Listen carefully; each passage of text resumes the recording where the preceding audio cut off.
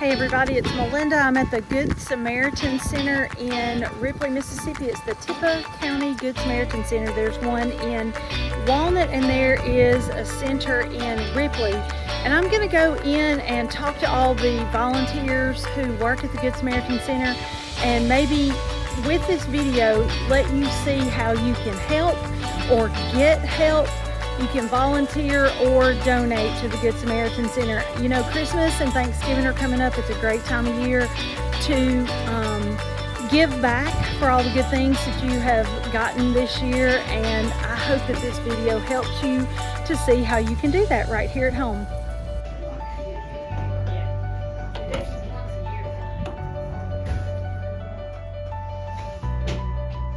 Okay, we're going to start right here. I want you to tell me your name and your job at the Good Samaritan Center, and then I'm going to ask you some questions about what you do. Okay. My name is Tom Lampkin. I'm the president of executive board, president of the board here at Tippah County Good Samaritan. And I've been here 11 years, and we're in here today. We're recertifying. We're trying to get everybody re-signed up and check their credentials and all, and that's basically what we're doing today. So when you say recertify, people have to show that they have need to receive the help, right? Right. And they bring their, say, we get their proof of residence. Most important thing is proof of residence. We serve the citizens of Tippah County. We have two locations. We have one here in Ripley and one in Walnut.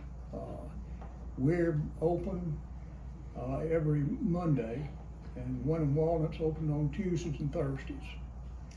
And how many people would you say you guys see, the whole group sees? The whole group sees.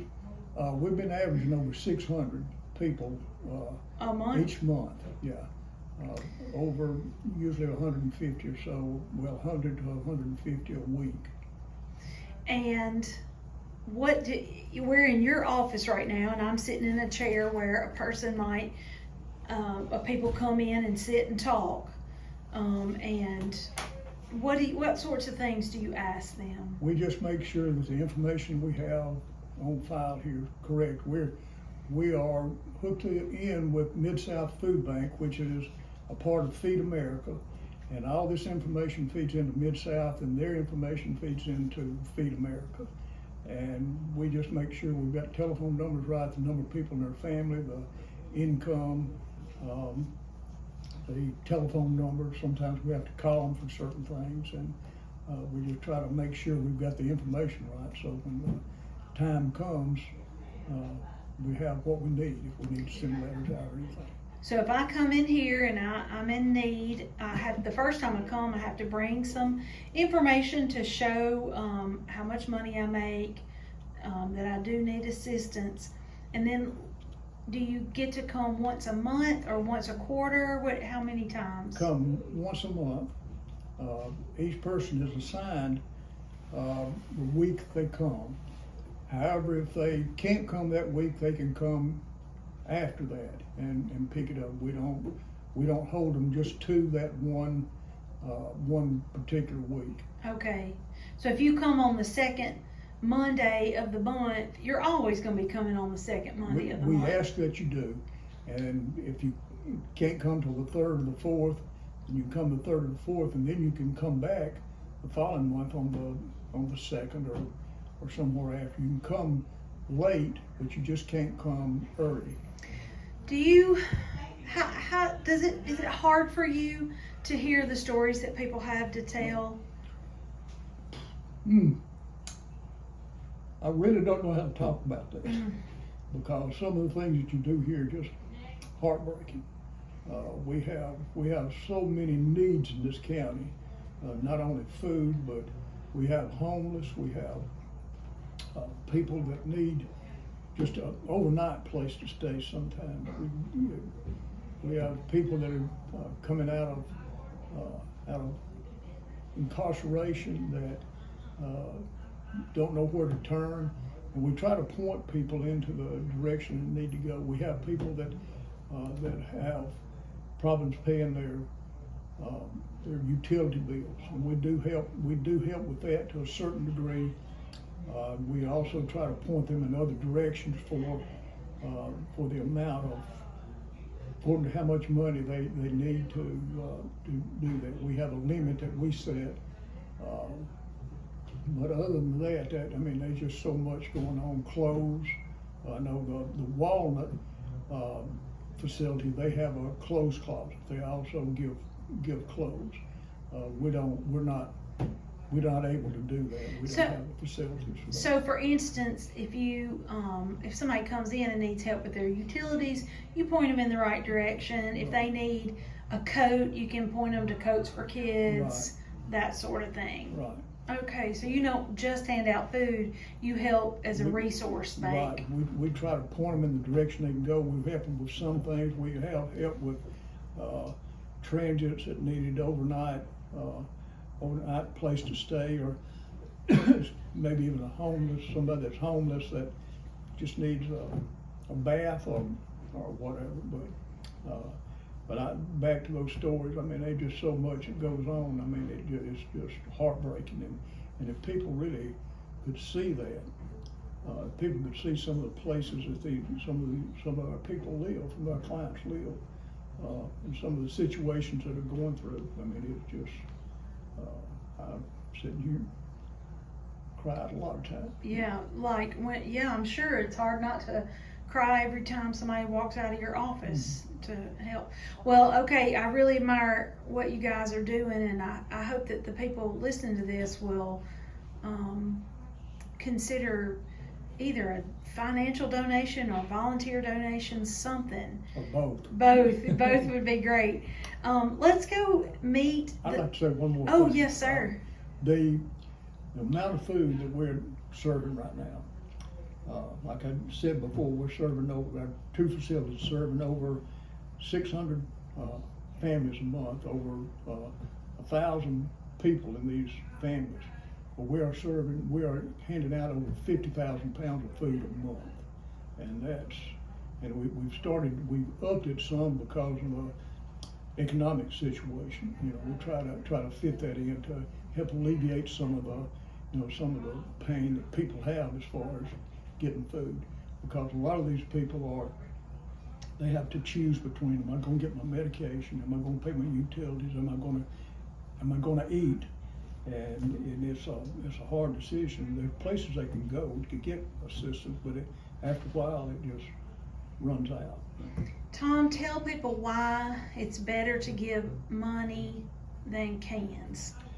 It's better to give you money instead of we like food drives. They help us. Our schools have done them before. The post office has done them before. But the money, we can buy a whole lot more food through the food bank and through USDA, and we can. That you can as a citizen to just go to the grocery store and buy something, or take it out of your cabinet or whatever. But, right, that can of corn that costs me $1 costs you 11 or 12 cents. Yeah, and maybe not even that much. We pay about 19 cents a pound for somewhere between 19 and 25 cents a pound for our food. And for the USDA, all we have to pay is freight on that. We don't. That's great. That's awesome. Well, let's go meet some people I'd in like the to front introduce office. Cheryl Settlemyer and Ruth Vance. They work up front. They sign the people up and get them out of here to get the food for them. Cheryl, talk to me about what it looks like up here for you on most Mondays. Most Mondays, the clients come in the front door, and I'm the first person they see, and I greet them.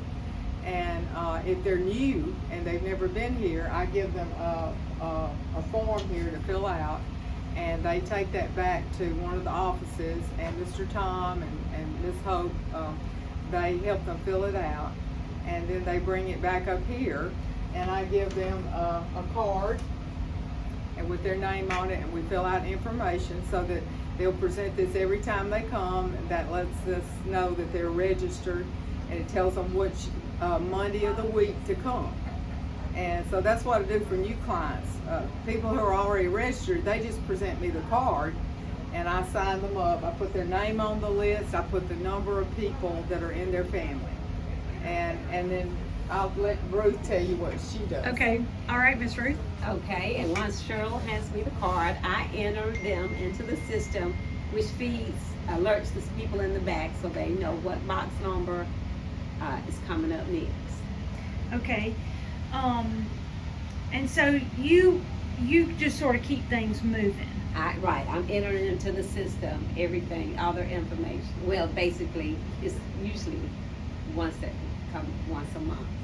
And I enter it, and it shows up in the back on the board. How long have you been volunteering up here? I've been here about a year. About a year? About a year. And about how many hours a week does it take? Usually I come in about 9 and I stay till closing, which is about 3. Is it, I mean, what would you recommend to people who have come, who have thought about, maybe they've retired and they might want to volunteer? It's great. You meet all kind of people, and it's interesting, and it's just a blessing. I feel like it's a blessing that the Lord has allowed me the opportunity to come down here and work. Okay, thank you both so much for your volunteer work. Thank you for everything that you do. Okay, everybody, this is Director Anna Lewis. She is the director of the Good Samaritan Center that is based in Ripley, and I'm gonna let her tell you what she does most days while she's up here. Hello, I am Anna Lewis. I am the director. I am responsible for ordering and just generally making sure things go smoothly. I do pick up food items occasionally and do speak at different places to explain about our operation here. I help with some grant making things, and I prepare some correspondence and just really the day-to-day operations. I'm here about 3 days a week. Mondays are delivery days, so that's the day when it's a little wild around here, and I just fill in wherever is needed. And then other days are for ordering and paperwork and just whatever needs to be done. And you really. And I started here. We moved here from California 4 years ago, and I started volunteering here about 3 years ago, and then was offered the position of the director about a year ago. I started in January. So, what caused you to want to volunteer in the first place? God has put it upon my heart to be a helper, and I am very good at administration, which is another one of my gifts, my spiritual gifts. So I just love helping people. I love talking to people and really mingling with all different kinds of people and just hearing about their lives and really just being here to hear, and let them speak. So, do you enjoy the job as, now that you're director and you see a bigger picture of the whole thing, are you ever overwhelmed with the need versus the resources you guys have to fill the need? yes.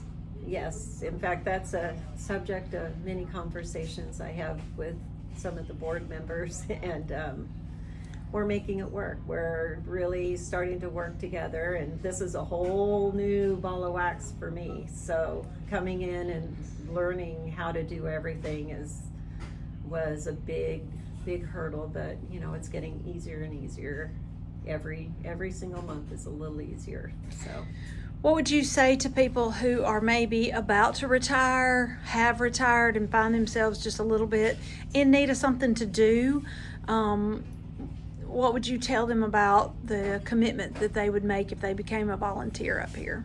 well, the volunteerism is absolutely 100% however often they want to come.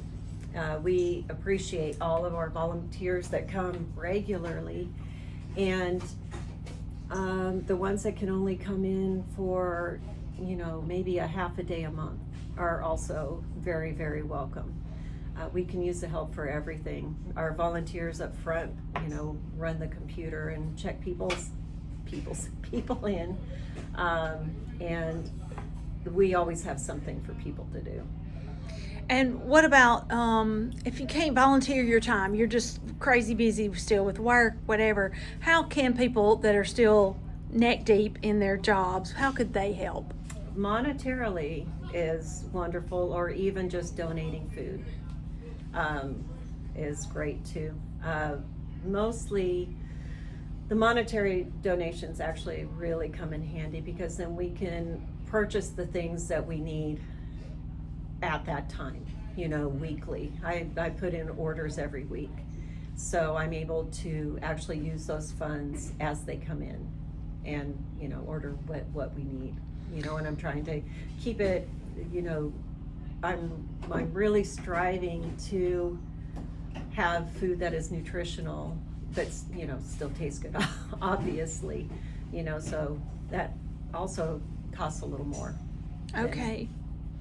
All right, well, we're about to meet some of the volunteers in the back, so thank you so much. I know we're holding you up. You need to interview somebody, so thank you so much for taking time. Okay, everybody, now we are in Hope's office, and Hope is the longest-running volunteer that the Good Samaritan Center in Ripley has had, and Hope, I would like for you to talk about your experience here briefly, and then tell us about how people can help with utility bills. Sure. I've been here between 17 and 18 years now. I started back when we did everything pens and paper, nothing else. But now we're computerized and it helps go a lot quicker. We help a lot of people with their electric bills, gas bills, and water bills. A lot of them may have part of their money and they don't have enough money to pay the complete bill. And they may have used up their extensions. People can donate by adding maybe $1 to up to $5 to their bill every month. It would help people in lower income classes be able to meet their payments each month to keep electricity flowing. Because a lot of times people will come in and they've already had their electricity cut off. And it's sad when some have even small children in the home and their electricity has been cut off, or water. So now, Hope, do you just call the Tippah Electric office or the city for your water and gas, and you just say, please add $2 to my bill every month, whatever you want to do? I think that's it, yes. Okay. I'm not 100% sure, but I'm pretty sure all you gotta do is ask them what you need to do. Okay, just call up there, ask them what to do, and they'll add that, and it'll just be every month that little amount. Yeah, $1 to $5. I mean, any amount would help. Okay. Because in a lot of circumstances, people are still, they're way below poverty level. We have some still drawing maybe $800 a month, and one person get by on that. And sometimes they may have grandchildren with them that they're actually raising.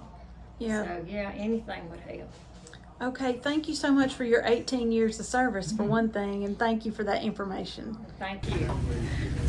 Okay, we're in the back of the Good Samaritan Center in Ripley now, and I'm going to let you meet some of the volunteers that are back here and see what it is that they do.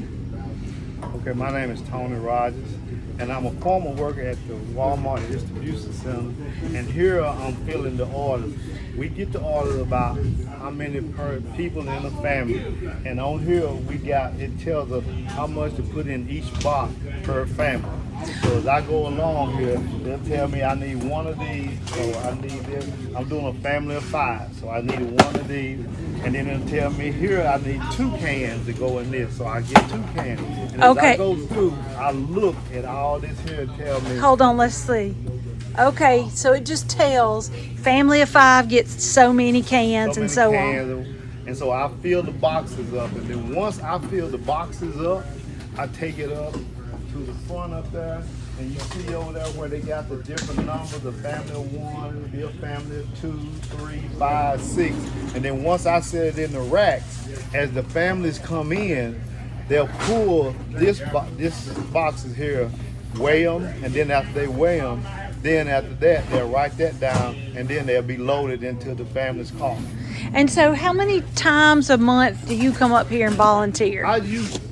Since I built my legs on as good as they used to be, I try to at least come twice a month, sometime more. And about how many hours are you here when you come and volunteer? Oh,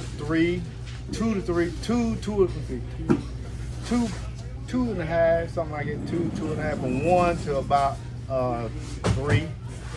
And what would you tell other people that are considering becoming volunteers? It's worth it. I mean, give back, because there's so many families that out there that need this, because everybody don't have the money to buy the food, and food is so expensive now. I know, because I have to go buy it myself. So this is a help to anybody. So you need to come, and then need to volunteer and give back. Like I said, I worked in distribution for 25 years with Walmart, so I understand the process. And so it's just giving back, and it makes you feel good. It makes me feel good. And so while you sitting around here, people that going to exercise classes, they can come over here and exercise. Well, my name is Gabriel Wilson, and I've been here at the Tippah County Good Samaritan ever since 2010.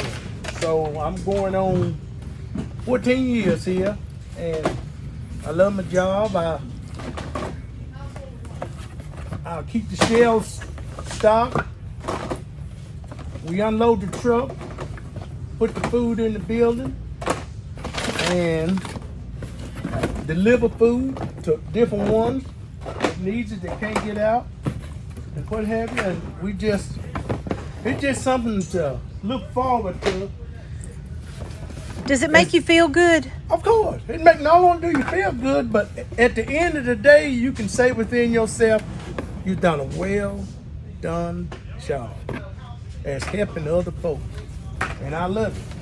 So as people like Tony fill up the boxes and they take things off the shelf, you're replenishing to keep the shelves full. Everything comes off the shelf, I put it back to make so everything will run clockwise like it's supposed to, so they won't be short of anything. Okay. I'm Danny Payne. This is the froze stuff. So I'll make a family of one. All right, wait a minute now. When you say this is the frozen stuff, so people get some canned things and then some frozen things? All this, yeah. Okay, is it always the same? Pretty much. The bigger families get more. Okay, all right. So how do you know what to put in there? There's a list? Okay, so you just follow that Follow list. that list. One of these, Is that fish? fish, drumsticks, Drumsticks. and a whole chicken. Oh, that's pretty good. Chicken, drumsticks, fish, and sausage. That's a good. Family of one. Okay. Okay, and so you've got it all lined up through there. Now, what are these boxes that are on the wall? This Yeah. is family of one. Okay. Oh, these are about ready to go out? Yeah, you ready to go out on it. And about half of this one is family of two. Okay. Other half is family of three. Okay. And so, okay, they're just organized. And that's no under family of 4, family of 5, family of 6, family of 7. Okay. And they come back and they tell you what you need and you just go get it. All right, now tell me who everybody is back here. Or Tom, you can tell me. This is Dee. Dee is up here. Gabby, whenever they unload trucks, she comes, her and Gabe probably up here more than anybody. And she's a real big asset. She and Danny do all their frozen. Okay. And when they get the frozen done, of course, they give it off to be weighed. That's basically what this little girl does. All right, and then this is. Jill, you go ahead. Go ahead, Ricky. I am Ricky Settlemyers, and I am getting off the computer, they'll give me the family size, and I come back to these shelves and pick out the family size, take it to the scales where we weigh it. We add the cold side to it and weigh that with it, and then she'll record it and it's ready to go out to the car.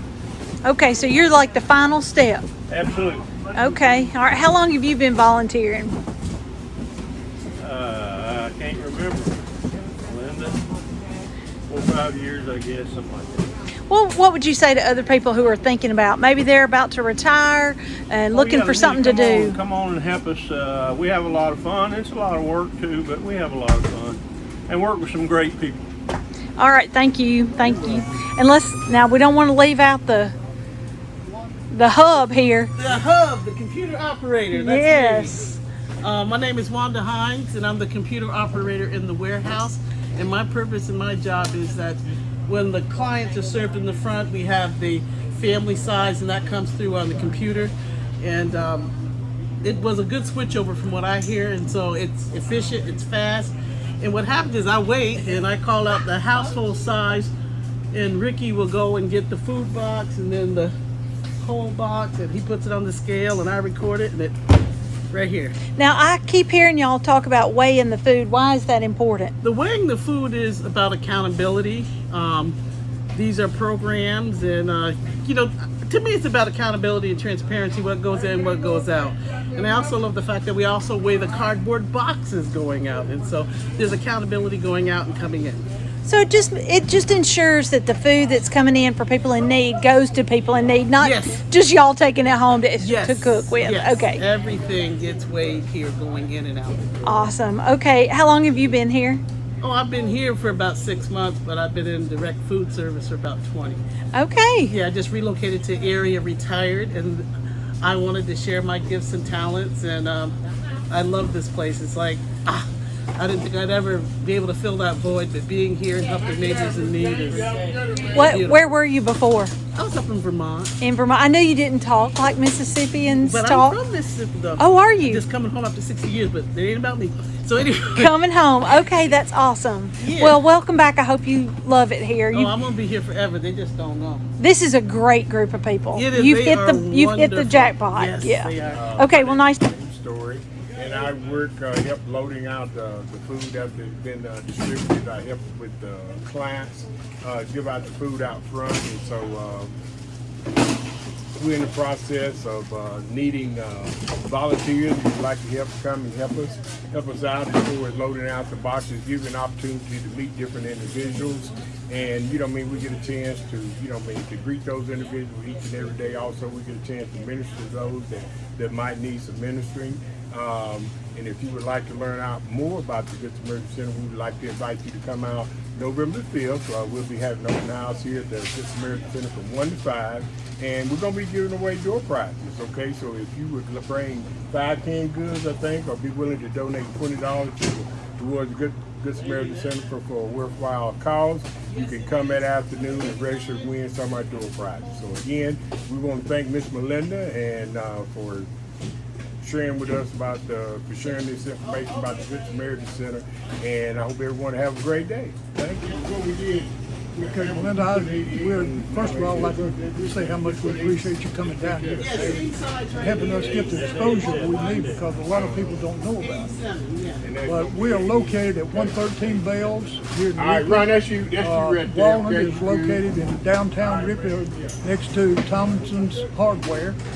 And for the one here in Ripley, we just, you can, if you want to donate, you can send your money to P.O. Box 76, Ripley, Mississippi 38663.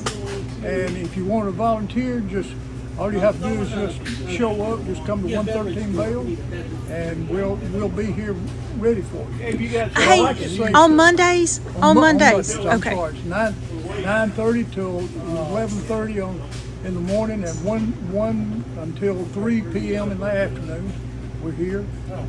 We have some that are people that we send deliveries out to, and we always need help with some deliveries. We have people calling that can't get down here, don't have a way. There are a lot of people out in the counties and in the in the community that maybe need some transportation, or maybe need somebody to deliver to them. If you'd like to volunteer to do something like that once a month, that would be great. But like I say, sometimes when it comes to something like we do, we have a little bit of negative outlook on what we do. And if you could just come and see and come and witness and just feel what goes on with some of these people, I think your mind will be changed. You just have to be changed. Just reading in the Bible yesterday, it said that we are created in Christ Jesus. He has created us work. We just got a load 88. That was 87 a while ago. No matter what your talents are, pull up a little bit, no matter we gotta whatever get volunteering and helping down here, or sending donations, just whatever you can do, we would appreciate it a lot. Like I've said before, we're serving over 600 people a month, over 50,000 pounds of food, and it takes money. It takes money to do that. It takes volunteers to do that. And without even one of those, it would be impossible for us to operate. And I'd just like to say, I appreciate you guys listening to us. And if you would, we'd love for you to, be a part of us in some way. Thank you very much.